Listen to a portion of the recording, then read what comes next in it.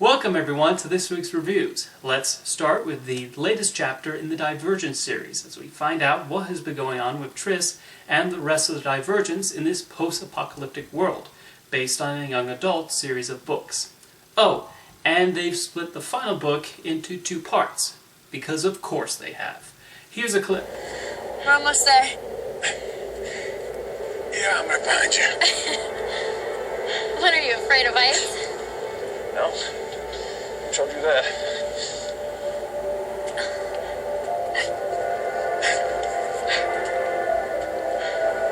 Sometimes when I look past the wall, I think that I can see something out there. Do you? No, I don't. Maybe you need to look harder. I am looking. I'm just not seeing what you're seeing.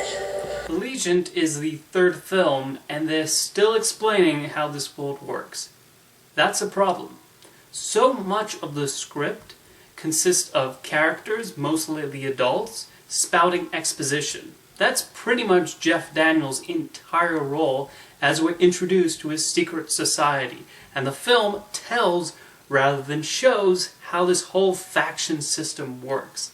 The characters are still fairly undeveloped, with not much in the way of personality, which is odd, since they make such a big deal about how Triss has so many personalities and that's what makes her divergent. The entire world simply makes little sense, and the more we find out about its inner workings, it just makes the whole thing more convoluted. Every story beat is so easily predictable, as we're always 2 steps ahead of the characters.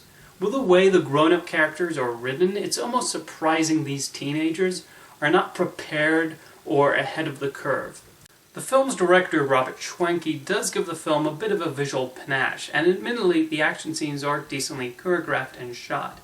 Shailene Woodley also gives a good performance as usual.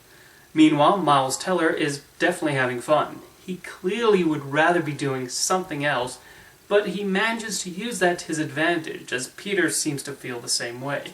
However, aside from a paycheck, I don't quite understand what Naomi Watts, Octavia Spencer, and Jeff Daniels are doing here. Your agent isn't giving you better scripts than this?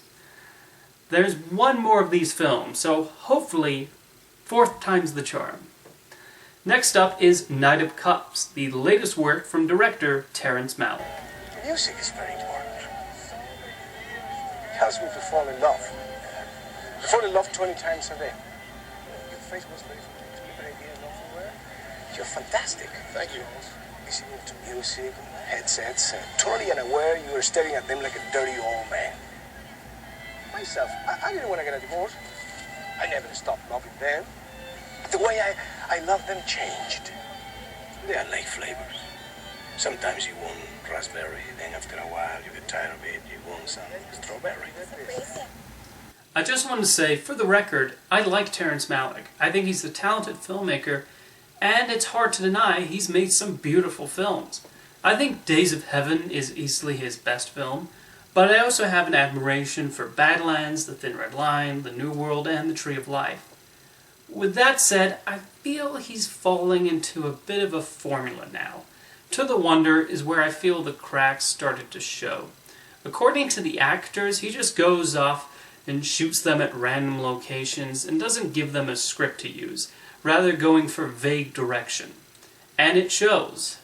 All of Malick's films are essentially made in the editing room, but To the Wonder and Knight of Cups are when it's most obvious. My biggest problem with Knight of Cups is how repetitive it is. It's basically Christian Bale wandering around Hollywood or Las Vegas. He meets a couple of characters, falls in love with a woman, they have a fling, and then rinse and repeat. I'm making it sound like I hate this film, but I actually don't. There are some compelling moments here and there, but it feels like Malick has lost the plot a little bit. But a part of me thinks, it's not you, Terry, it's me. As much as I like his first 5 movies, I'm connecting with his newer ones a lot less. Malick is obviously comfortable working in this style, and I'm not going to tell him, no, you have to do it this way. Maybe it's just expectations, because I've seen all of his previous films, and I have some aspects of Malick's filmmaking I prefer over others. I would be curious to know how somebody who has never seen a Malick film would feel about Knight of Cups, compared to a person who's familiar with his filmography. It would be interesting to see their reaction.